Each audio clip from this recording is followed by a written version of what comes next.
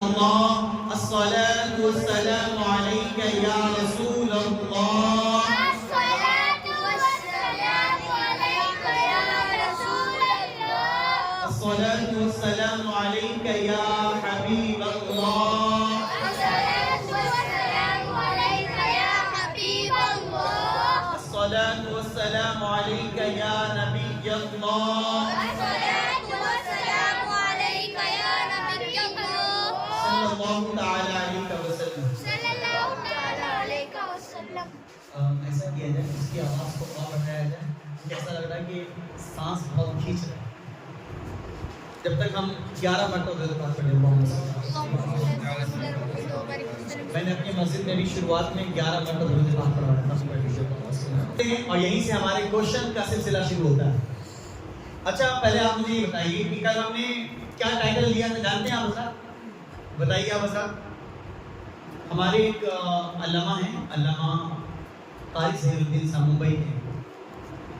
وہ باقاعدہ اپنے بیانوں میں کہتے ہیں ہمارے مقررین, ہمارے خطاب کرنے والے حضرات جب بیان کریں تو ایسا کریں جیسے کہ آپ اپنے سامعین کو پڑھا رہے ہیں, تب جا کر چیزیں محفوظ ہوتی ہیں. ورنہ تو گھنٹہ گھنٹہ بیان ہو جاتا ہے, جب کچھ بھائی آپ نے کیا سنا کیا سمجھا, بولے حضرت کچھ نہیں.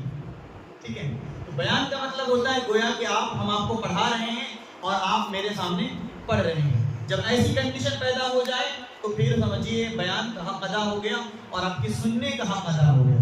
ٹھیک ہے, تو ٹھیک ہے بتائیے آپ حضرات سب سے پہلے کہ ہم نے ٹائٹل کیا دیا تھا, بتائیے. ولادت سے پہلے دنیا کا حضور صلی اللہ, اگر آپ ابھی یاد نہیں رکھیے گا تو ان کوشچن میں بڑے مسائل آئیں گے. میں پھر سے کہہ رہا ہوں یاد رکھنا ہوگا.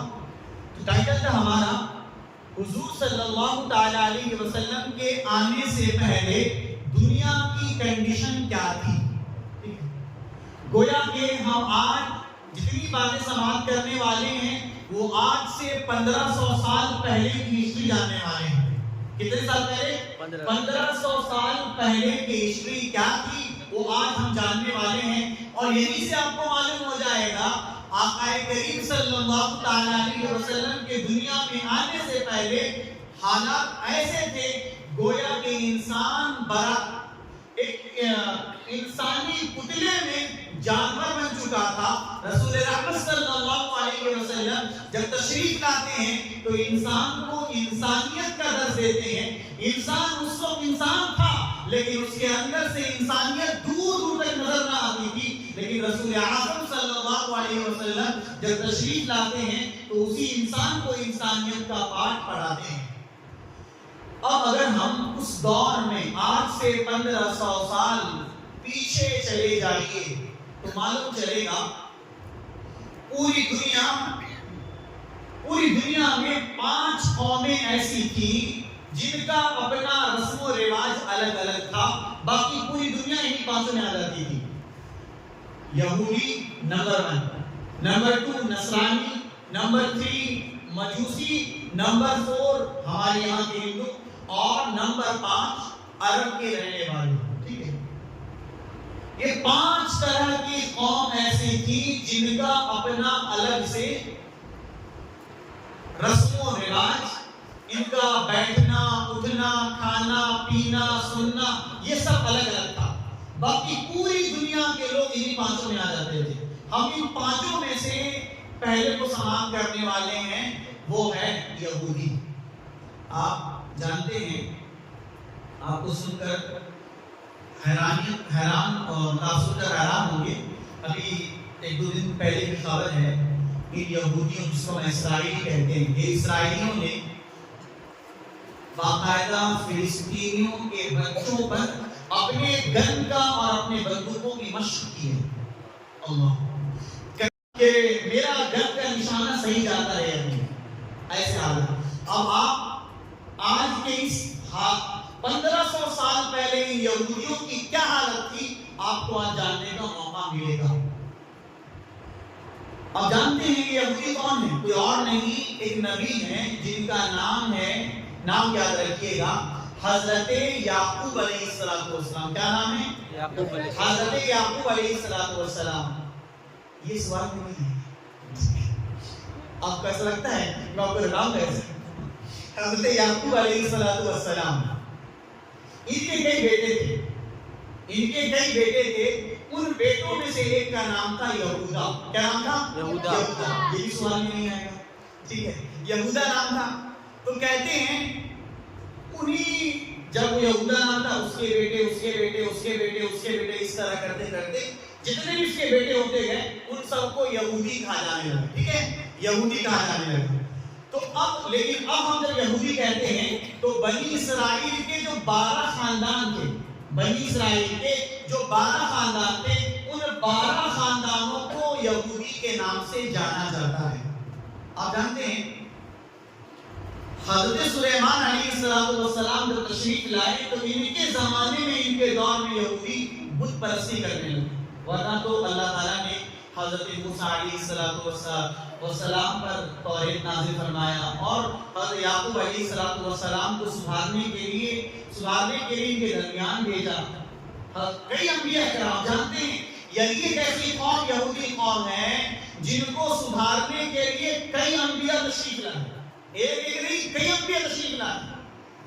حضرت سلیمان علیہ السلام کے دور میں ان کو برباد کرنے کے لیے ان کو باقاعدہ اللہ تبارک و تعالیٰ نے ان کو، یہودیوں کو، ان کی حالاتوں سے، ان کے بدعقیدیوں سے اور ان کی جو اپنی روش تھی، ان کے گندے کارناموں سے نکالنے کے لیے ایک انسان کو مسلط کیا جس کا نام ہے بخت نصر. کیا نام ہے؟ بخت نصر. یہ بھی سوال میں نہیں آئے گا، ٹھیک، بخت نصر. ٹھیک ہے، آپ کو یہاں سے ایک بات بتا دیں، 4 لوگ ایسے ہیں، 4 انسان ایسے ہیں جنہوں نے پوری دنیا پر حکومت کی. 2 مسلمان ہیں اور 2 کافر. نہ جانتے آپ، 2 مسلمان ہیں اور 2 کافر ہیں. ایک کا نام ہے حضرت سلیمان علیہ السلام جو اللہ تعالیٰ کے نبی ہیں، اور ایک کا نام ہے حضرت ذوالقرنین علیہ السلام، بعض کہتے ہیں یہ بھی نبی ہیں. اور 2 کافر، ایک کا نام ہے قارون اور ایک کا نام ہے بخت نصر. یہودیوں کو تباہ و برباد کرنے کے لیے اللہ تعالیٰ نے بخت نصر کو ظالم کے بطور ظالم مقرر کیا تھا. اس بخت نصر نے ان یہودیوں کی اینٹ سے اینٹ بجا ڈالی. باقاعدہ ان کو ادھر سے ادھر، اس جگہ گئے تو بھگا دیے، وہاں چلے گئے وہاں بھگا دیے، یہاں تک کہ ان کو غلام بنا لیا جاتا. اس طرح کر کے ان کی زندگی تباہ و برباد تھی. کہیں بھی قوم کی حیثیت سے ان کو اپنایا نہ گیا تھا. لیکن آج دیکھیے ایسی تباہی مچا رہے کہ پوری دنیا کی طاقت ان کے آگے نتمستک ہے. آج سے 1500 سال پہلے یہ اپنا منہ دکھانے کے قابل نہ تھے. یہ بھی یاد رکھیے گا، آج سے 1500 سال پہلے یہودی اپنا منہ دکھانے کے قابل نہ تھے. ان کو لوگ تسلیم کرتے نہ تھے. یہاں دھکا مارتے وہاں بیچتے، وہاں دھکا مارتے وہاں بیچتے. اس طرح کی حالات ان کے سامنے تھے. باقاعدہ ان کی سلطنت نہ تھی، ان کو قوم کے طور پر کوئی ماننے والا تیار نہ تھا. کسی بھی ملک میں انہیں آزاد شہریوں کی طرح زندہ رہنے کا حق بھی نہ تھا. گویا کہ ملعونین اینما ثقفوا، اللہ تعالیٰ کی رحمت سے دھتکارے گئے تھے اور جگہ جگہ ان کے حالات خراب کر دیے گئے تھے. کیوں؟ اس کی وجہ یہ تھی. باقاعدہ ہماری اس لائف کا لنک ہے نا، ہمارے سیرت النبی کا پکچر کے گروپ میں ڈال دیا جائے. ایک منٹ دل پاک پڑھ لیجیے، اللہم صلی علی سیدنا محمد صلی اللہ علیہ وسلم، صلی علیہ رسول اللہ صلی اللہ علیہ وسلم. ایسا کیوں کیا گیا ان یہودیوں کے ساتھ؟ اور جب بھی ہمارے آقا صلی اللہ علیہ وسلم کا نام آئے گا سبھی حضرات بلند آواز سے کیا پڑھیں گے؟ صلی اللہ علیہ وسلم. اس کی برکت یہ ہوگی کہ آپ کے اوپر نیند نہیں آئے گی، شیطان دور دور تک نظر نہیں آئے گا. چلتے تو اب کیوں وجہ بنی سنیے آگے. جب حضرت موسیٰ علیہ السلام تشریف لائے ان کو سدھارنے کے لیے، حضرت موسیٰ علیہ السلام کے زمانے سے لے کر حضرت عیسیٰ علیہ السلام تک جتنے نبی آئے ان یہودیوں نے ان کو بہت پریشان کیا. نبیوں تک کو انہوں نے نہیں چھوڑا، بہت پریشان کیا. جتنے نبی آتے ان کو جھٹلاتے تھے. یہاں تک کہ ہمارے علماء فرماتے ہیں کہ کئی انبیاء کرام ایسے ہیں، مثلا حضرت زکریا، حضرت یحییٰ، حضرت شعیٰ وغیرہ علیہ السلام، ان تک کو ان یہودیوں نے قتل کر دیا. اللہ اکبر. ان نبیوں کو ان یہودیوں ان شیطانوں نے قتل کیا. اللہ تبارک و تعالیٰ نے ان کے ان تمام اعمال قبیحہ اور ان گناہ کبیرہ کی بنیاد پر اللہ تعالیٰ نے کل بروز قیامت تک ان کے اوپر ذلت و خواری مسلط فرما دی. کہتے ہیں اللہ عز و جل قرآن مقدس کے اندر ارشاد فرماتا ہے فَضُرِبَتْ عَلَيْهِمُ الذِّلَّةُ وَالْمَسْكَنَةُ وَبَاءُوا بِغَضَبٍ مِّنَ اللَّهِ ذَلِكَ بِأَنَّهُمْ كَانُوا يَكْفُرُونَ بِآيَاتِ اللَّهِ وَيَقْتُلُونَ النَّبِيِّينَ بِغَيْرِ الْحَقِّ ذَلِكَ بِمَا عَصَوْا وَكَانُوا يَعْتَدُونَ. اور ان کے اوپر مقرر کر دی گئی ہے خواری اور ناداری اور خدا کے غضب میں لوٹے. یہ بدلہ تھا اس کا کہ وہ اللہ تعالیٰ کی آیتوں کا انکار کرتے اور انبیاء کو ناحق شہید کرتے. یہ بدلہ تھا ان کی نافرمانی اور حد سے بڑھنے کا. یہودی آج سے 1500 سال پہلے کہیں بھی منہ دکھانے کے قابل نہ تھے. جب 1500 سال کے بعد آج سے 1500 سال پہلے جب ہمارے آقا صلی اللہ علیہ وسلم تشریف لائے تو ان کو ان سب اعمال سے باہر نکالنے کے لیے، ان کو سماج میں منہ دکھانے کے قابل بنانے کے لیے، انسانیت کا درس دینے کے لیے، آپ جانتے ہیں جب اللہ کے رسول صلی اللہ علیہ وسلم تشریف لائے تو اس وقت یہودی کہاں پر تھے، کس جگہ پر تھے؟ نہیں جانتے تو جان لیجیے. اس وقت یہودی مدینے میں ایک علاقے کا نام ہے خیبر. کیا نام ہے؟ خیبر. وہاں پر وہ لوگ رہتے تھے. یہ اور باتیں کہ ایگزام یہ بھی نہیں ہے. ٹھیک ہے، میں آپ پہ بار بار اس لیے کہتا کہ آپ جانتے رہیے. ٹھیک ہے، تو جو مقام خیبر ہے مکے میں یہودی نہیں رہتے، نصرانی نہیں عیسائی رہتے تھے. وہ کہاں رہتے تھے؟ مدینے میں جو خیبر کا علاقہ تھا وہیں پر وہ رہتے تھے. اللہ کے رسول صلی اللہ علیہ وسلم جب ہجرت کر کے وہاں تشریف لے گئے تو ان کو صحیح مقام دینے کے لیے، ان کے حال زار پر رحم کرتے ہوئے اللہ کے رسول صلی اللہ علیہ وسلم نے ان سے معاہدہ کیا تاکہ انہیں بھی انسانیت کا درس دیا جائے. بہرحال تو ہم آگے کی باتیں بعد میں کریں گے، لیکن 1500 سال پہلے یہودیوں کی حالت ایسی تھی کہ وہ کسی کے وہ کہیں رہنے کے قابل نہ تھے. کیوں؟ انہوں نے اپنے حالات اتنے بدتر کر ڈالے تھے کہ آپ ان سے ہمارے آقا صلی اللہ علیہ وسلم کے آنے سے پہلے کئی انبیاء کو انہوں نے ناحق شہید کیا تھا. ٹھیک ہے، اب ہم نے یہودیوں کی تھوڑی سی تفصیل جان لی ہے. اب چلتے ہیں دوسری قوم کی طرف. نام ہے نصارہ، جن قوم عیسائی کہتے ہیں. وہ دیکھا نا آپ نے، وہ ایسا رہتا ہے اور لڑکا ہوا رہتا ہے. اس کو وہ لوگ کہتے ہیں معاذ اللہ رب العالمین کہ انہوں نے حضرت عیسیٰ کو قتل کر دیا. یہ جو ان کا جو چرچ جو ان کا نشان ہوتا ہے، وہ نشان اسی بات کو درشانے کے لیے ہے کہ معاذ اللہ رب العالمین ہم نے حضرت عیسیٰ کو شہید کر دیا. اللہ جی، وہ جو نشانی اسی بات کا داعی ہے، اسی بات کے ثبوت کے لیے ہے کہ انہوں نے حضرت عیسیٰ علیہ السلام کو شہید کر دیا. بہرحال یہودیوں کی تو تفصیل جان لیجیے اور جتنی باتیں آپ کو کہہ رہے ہیں آپ شارٹلی انداز میں ان کو محفوظ کر لیں، تاکہ ابھی جو دور چل رہا ہے کئی لوگ ایسے جو یہودیوں کی حمایت کر رہے ہیں ان کو معلوم ہونا چاہیے قرآن نے جگہ جگہ پر ان کی مذمتیں کی ہیں اور ان کی برائیوں کو بیان کیا ہے. اور آج تو ہمارا ملکی میڈیا، غیر ملکی میڈیا یہ کہہ رہا ہے یہ مسلمان، یہ یہودی، یہ نصرانی آپس میں سب ایک ہی ہیں. معاذ اللہ رب العالمین. ہماری پہچان دنیا کے اندر عرب سے لے کر عجم تک جہاں بھی جائیں، ہماری پہچان نہ یہودی ہے نہ نصرانی ہے. ایک ہی پہچان ہے کہ ہم سب مسلمان ہیں. کیا ہے؟ ہم سب مسلمان ہیں. ہماری پہچان کا ایک ہی ذریعہ ہے، ہماری شناخت کا ایک ہی ذریعہ، وہ کیا ہے؟ اسلام اور مسلمان. ہم نہ یہودی ہیں نہ نصرانی ہیں. اب اتنی باتوں کو سننے کے بعد ایک حضور بابا جی اللہ تعالیٰ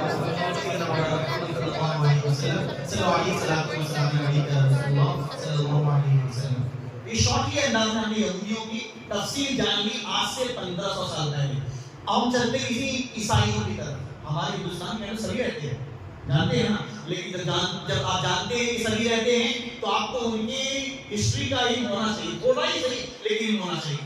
ٹھیک ہے، اب عیسائیوں کے حوالے سے سماعت کریں. یہ کہاں سے پیدا ہوا؟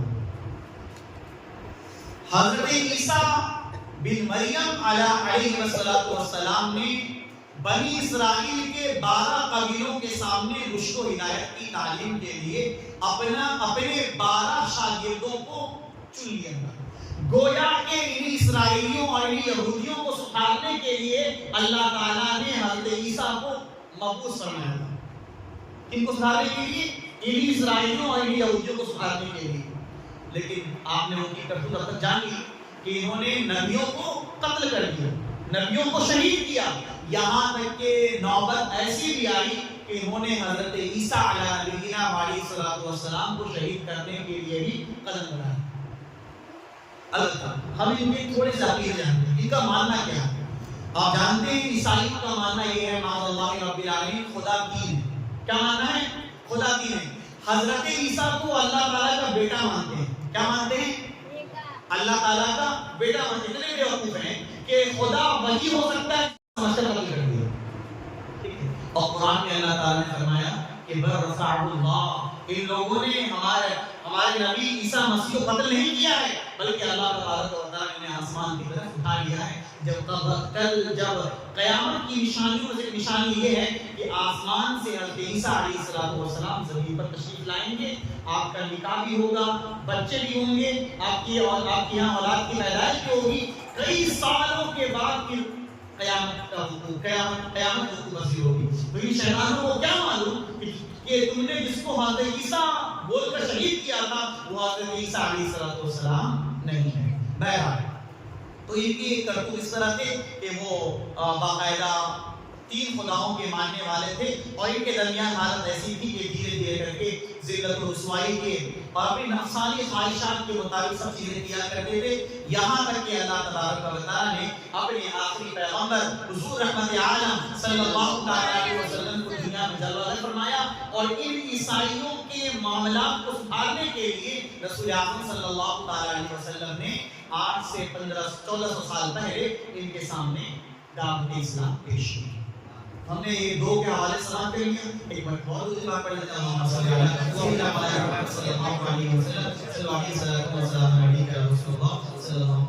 علیہ وسلم. دوستو اب چلتے ہیں مجوس کی طرف. یہ مجوسی کہتے ہیں. ہم آپ کو ایک شارٹ بھی بتا رہے ہیں لیکن اب تفصیل میں تو لمبا ہم ٹائم کے بڑے مسائل ہیں. تو اب ہم چلتے ہیں تیسری قوم کی طرف جن کا اپنا الگ سے رسم و رواج تھا, وہ ہے مجوسی قوم. آپ جانتے ہیں نا, وہ بھول لگاتے ہیں, آگ ڈالتے ہیں, آگ جلتی ہے, اس کی پوجا کرتے ہیں. یہ آج سے 1500 سال پہلے سے ہی مسلم ہو گئے. کیسے مسلم؟ حضرت نوح علیہ السلام کے ایک بیٹے ہیں یافس, آج سے کئی ہزاروں سال پہلے. تو حضرت نوح علیہ السلام کے بیٹے ہیں یافس, ان کی اولاد میں ایک انسان پیدا ہوا تھا جس کے کان پیدائشی طور پر بہت چھوٹے اور بال بہت لمبے تھے. کیا ہم نے سماعت کیا کہ جب بچہ پیدا ہوا نا اس کے کان بہت چھوٹے تھے. ابھی اتنا تفصیل نہیں ہوتا ہے, چھوٹے چھوٹے کان تھے اور بال بہت لمبے لمبے تھے. اس وجہ سے اس کا نام مجوس عربی زبان میں رکھا گیا. اس مذہب کا اصل جو بانی تھا وہ یہی تھا اور یہ اپنے آپ کو آسمانی پیغمبر کہلاتا تھا, جس کو ہم اپنی زبان میں یہ ہندی زبان میں اوتار کہتے ہیں نا, یہ اوتار آ گیا. تو یہ اپنے آپ کو آسمانی پیغمبر کہنا شروع کر دیا اور باقاعدہ یہ انسان لوگوں سے آگ منگوایا کرتا جس سے وہ لوگوں میں آگ والا نبی شروع ہو گئے. جی آگ والا, ایسے اٹھا پٹک لوگ تھے تو آگ والا نبی مشہور ہو گیا. آپ سنیے گا آگے جا کر کہتے ہیں کہ اس کا ماننے والا یہ تھا کہ جب آپ آگ جلائیے اور کیروسین آپ پیٹرول ڈالیے تو کیسے آگ اوپر اٹھتی ہے. تو کہتے ہیں ان کا ماننا یہ تھا کہ جب آگ کے شعلے بلند ہوتے تو ان کا ماننا یہ تھا کہ ان کا خدا جاگ رہا ہے. جی جب آگ کے شعلے بلند ہوتے تو کہتے ہیں ان کا خدا جب جاگ رہا ہے, جب شعلے دھیرے پڑ جاتے تو خدا سو رہا ہے, خدا سو رہا ہے. یہ مجوسی, ان کا نام ہی ایسا تھا, مجوسی آگ کی پوجا کرنے والے ہمارے ہندوستان کے اندر ہی موجود ہیں. ٹھیک ہے, مجوسی نام کیا رکھیے گا, ٹھیک ہے, لیکن یہ آئے گا نہیں, تو نام کیا رکھیے. البتہ مجوس بابل کا رہنے والا تھا. پھر دھیرے دھیرے کرتے یہ باقاعدہ ایران کے اندر انہوں نے اپنا ڈھال جما لیا. باقاعدہ انہوں نے اتنی محنت کی اس کے اوپر کہ پورے ملک ایران میں حکومتی طور پر اس کا مذہب مان لیا. یعنی پورے ایران میں مجوسیت مذہب کو خوب بڑھا چڑھا کر پیش کیا گیا. اب اتنا کہتے ہیں یہاں تک کہ ملک روم اور امریکہ تک یہ مذہب پہنچ گئے تھے، اتنی انہوں نے محنت کی تھی۔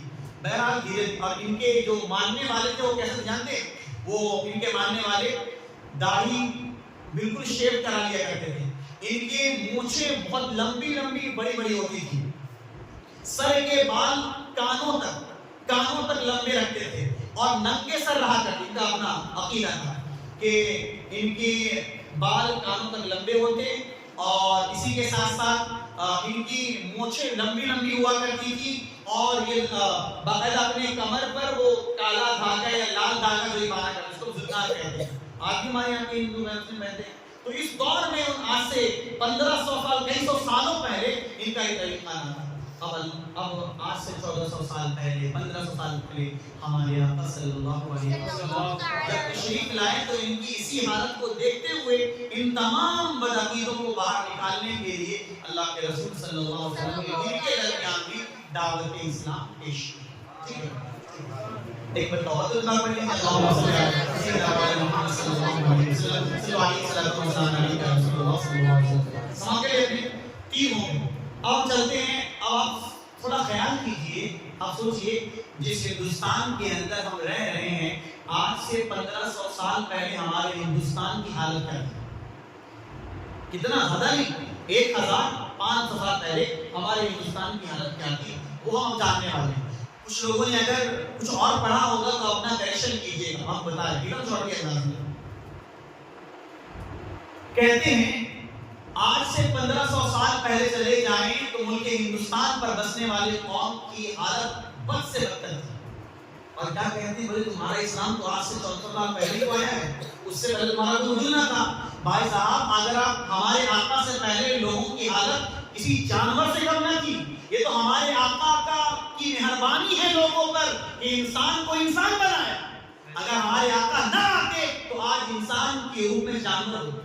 تو ہمارے آقا صلی اللہ علیہ وسلم کی مہربانی، اللہ تعالیٰ کی مہربانی اور احسان ہے کہ اللہ تعالیٰ نے انسانوں پر مہربانی فرما کر ہمارے آقا صلی اللہ علیہ وسلم بھیجا۔ تو اگر آپ کے سامنے یہ نیوز کے نام پر کہے کہ تمہارا ایسا آیا تو تم کو معلوم ہونا چاہیے کہ آج سے 1500 سال پہلے حالت سوائے جانوروں کی اور کچھ نہ تھی۔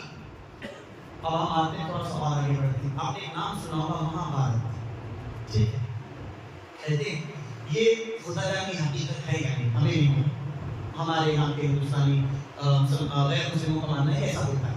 تو کہتے ہیں جیسا کہ ہندوؤں کا خیال ہے کہ ایسا ہوا ہے، باقی خدا کا کہتے ہیں اگر مان لیجیے اگر ہوا ہے تو اس کے بعد یہاں کے جو ہندوستانیوں کی جو حالت تھی وہ دن بدن گھٹتے چلی گئی، یہاں تک کہ لکھتے ہیں کہ اس 1500 سال پہلے ہندوستان 2 الگ الگ فرقوں میں بٹ گئے تھے۔ حالت یہ تھی، ایک فرقہ دوسرے فرقوں کے اوپر، دوسرا فرقہ پہلے فرقوں کے اوپر جان لیوا حملہ کرتا تھا،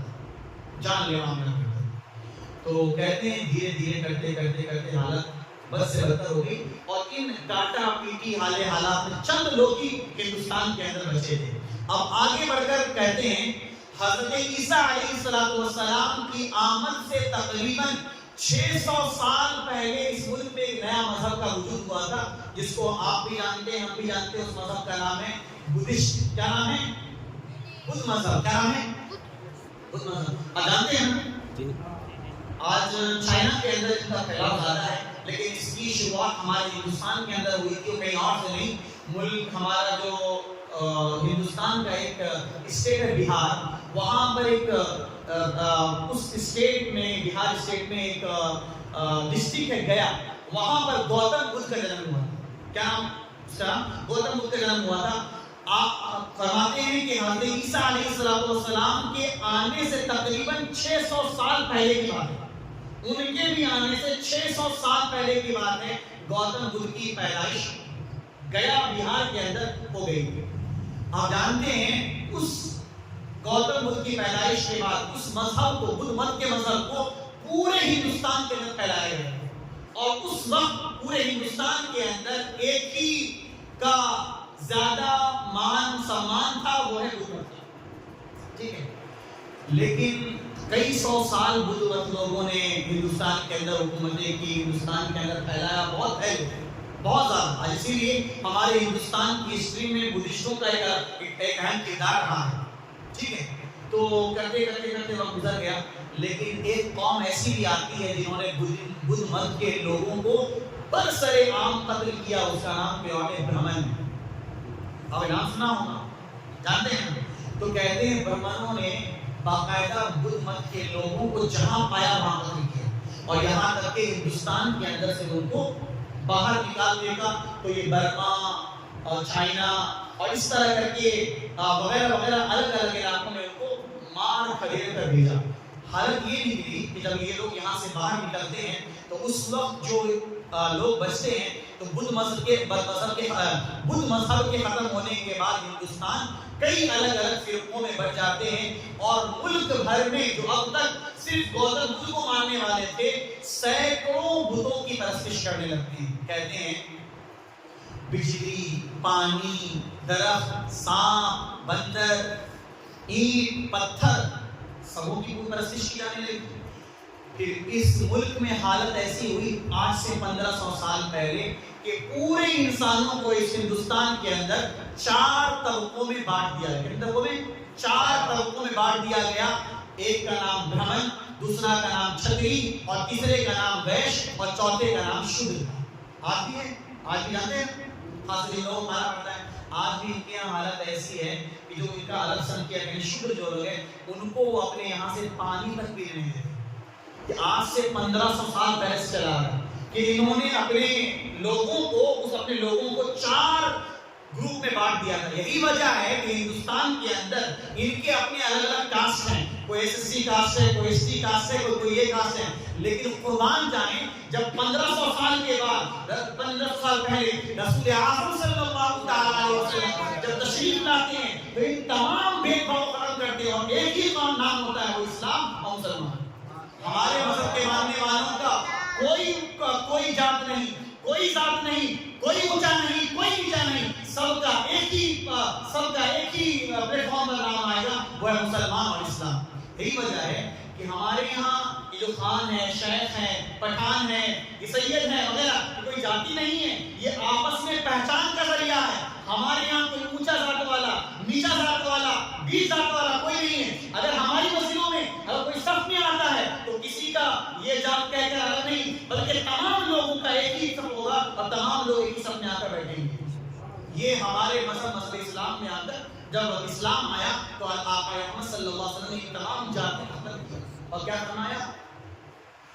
نہ عربیوں کو اجمیوں پر کوئی فضیلت ہے، نہ اجمیوں کو عربیوں پر فضیلت ہے۔ ہمارے یہاں کے مسلمان تمام مسلمان ایک برابر کے حیثیت سے، اسی لیے ہمارا چھوٹا، ہمارا بڑا، ہمارا بیچ کا سب برابر کی حیثیت سے۔ مذہب اسلام کے اندر کوئی کاسٹ نہیں، مذہب اسلام کے اندر کوئی جات نہیں، سب ایک ہی ماننے والے وہ اسلام کے ماننے والے۔ پھر سوال پیدا کرو کہ خان، شہر، پٹھان، یہ وہ فلاں سب کیا ہے؟ تو کہتے ہیں اس کا مطلب صرف اتنا ہے کہ آپس میں پہچان کے لیے، اس کے علاوہ کچھ نہیں۔ ٹھیک ہے، اسلام کی طرف سے ایسا کچھ نہیں ہے، یہ ہمارے اپنے آپس کے درمیان پہچان کے لیے ہے۔ لیکن جب بھی اسلام اپنے ماننے والوں کو جب پکارے گا تو کیا نام دے گا؟ مسلمان، اس کے علاوہ کچھ نہیں نام دے گا۔ بات سمجھا رہی ہے؟ تو جب بھی مسلمان اس مذہبی اسلام اپنے ماننے والوں کو پکارے گا تو کیا نام دے گا؟ اسلام اور مسلمان، اس کے علاوہ اور کوئی نام نہیں دے گا۔ لیکن اسی کے خلاف آپ کے یہاں چلے آئیے تو کہیں گے نہیں یہ ہمارے کاسٹ کا ہے، وہ ہمارے کاسٹ کا ہے، یہ ہمارے کاسٹ کا ہے، اس کا مرتبہ یہ ہے، اس کا مرتبہ یہ، اس کا مرتبہ یہ۔ مذہب اسلام کے اندر کوئی مرتبہ نہیں، تمام مسلمانوں کا ایک ہی مرتبہ آتا ہے۔ ہاں، اللہ تعالیٰ کے نزدیک اس کا مرتبہ ہے تو قرآن خود کہتا ہے ان اکرمکم عند اللہ اتقاکم، تم میں اللہ تعالیٰ کے نزدیک بڑا مرتبہ والا وہی ہے جو جتنا زیادہ اللہ سے ڈرتا ہے۔ ٹھیک ہے، سنیے آپ نے، تو آج بھی حالت یہی ہے۔ آج سے 1500 سال پہلے سے جو شروع ہوا تھا ان کے درمیان، یہ 4 طبقوں میں آج بھی ان کے یہاں، خاص کر یادوں کی بات کریں تو آج بھی اپنے یہاں پر ان کو آنے نہیں دیتے۔ ٹھیک ہے، بہرحال شراب، جوا، بدکاری وغیرہ وغیرہ ان تمام کے وہ ماننے والے تھے۔ پھر ہمارے یہاں کیسے اسلام آیا ہمارے ہندوستان کے اندر؟ تو کہتے ہیں کہ جو ہمارا گجرات کا علاقہ ہے، سمندری علاقہ، گجرات کا، سندھ کا، پنجاب کا جتنا بھی سمندری علاقہ ہے، ان راستوں سے رسول رحمت صلی اللہ علیہ وسلم کے تعلیم یافتہ جب مبلغین اس ملک کا رخ کرتے ہیں تو یہاں کے باشندوں کے سامنے اسلام کا نظام، اسلام کا قانون، اسلام کی باتیں جب پیش کرتے ہیں تو لگتا ہے واقعی ہمارا حق اگر کسی مل سکتا ہے تو صرف مذہب اسلام کے اندر مل سکتا ہے. لہٰذا اب دھیرے دھیرے کر کے لوگوں نے آج سے 1400 سال پہلے لوگوں کے سامنے جب مذہب اسلام آیا تو پھر دھیرے دھیرے کر کے انہوں نے اسلام قبول کیا. لیکن آج سے 1500 سال پہلے لوگوں کیا کی سوائے جانور اور کچھ نہیں. اب ہم نے یہ 4 سماعت کر لی، اب آخری بچہ ہے اسی پر ہم بات مکمل کریں گے. کی شعائیں جب پڑتی تھی تو لوگوں کے حواس باختہ ہو جایا کرتے تھے. ایسی سرزمین میں آقا رحمت صلی اللہ تعالی علیہ وسلم کو بھیجا گیا تھا اور پوری دنیا میں جو 5 اقوام جو الگ الگ سفیدہ اور الگ الگ تہذیب رکھتی تھی ان میں سے ایک نام آتا ہے قوم عرب، ملک عرب. اگر آپ کو تھوڑا سا جغرافی کا بات بتائیں، آپ جانتے ہیں جو پورا ملک عرب ہے، ملک عرب ہر طرف سے پانی ہے، ملک عرب ہر طرف سے پانی ہے اور بیچ میں گویا کہ ایک ٹاپو ہے. ٹاپو سمجھتے ہیں نا، جیسے مثلا ہر طرف سے پانی پانی اور بیچ میں زمین کا اگا ہوا حصہ. یہ ملک عرب ایسا ہی ہے، اس کے ہر طرف سے پانی ہے، اس کے پورا گول والا ایریا پانی ہے اور بیچ میں جا کے سمجھیے اٹھا ہوا وہ ملک عرب ہے. اسی کو جزیرۃ العرب کہا ہے. کیا کہا جاتا ہے؟ جزیرۃ العرب. یہ بھی سوال میں نہیں آنے والا. جزیرۃ العرب ہے، یہی اسی کو کہتے ہیں عرب کا جزیرہ والا حصہ. اللہ کے رسول صلی اللہ علیہ وسلم کو اسی درمیان پیدا کیا ہے. اب ذرا سوچیے، ذہن میں اگر یہ خیال پیدا ہے اللہ کے رسول صلی اللہ علیہ وسلم کو پوری دنیا میں چھوڑ کر یہی کی پیدا کیا گیا، تو اس کی وجہ ہمارے علماء فرماتے ہیں، ہمارے جو علماء جغرافیین فرماتے ہیں کہ چونکہ یہ جگہ پوری دنیا میں سینٹر کی حیثیت سے، تو جب اسلام کی دعوت دی جائے گی تو تمام اقوام کی طرف اس جگہ سے دعوت کرانا آسان ہے. اسی لیے رسول اکرم صلی اللہ علیہ وسلم کو ملک عرب میں پیدا فرمایا گیا.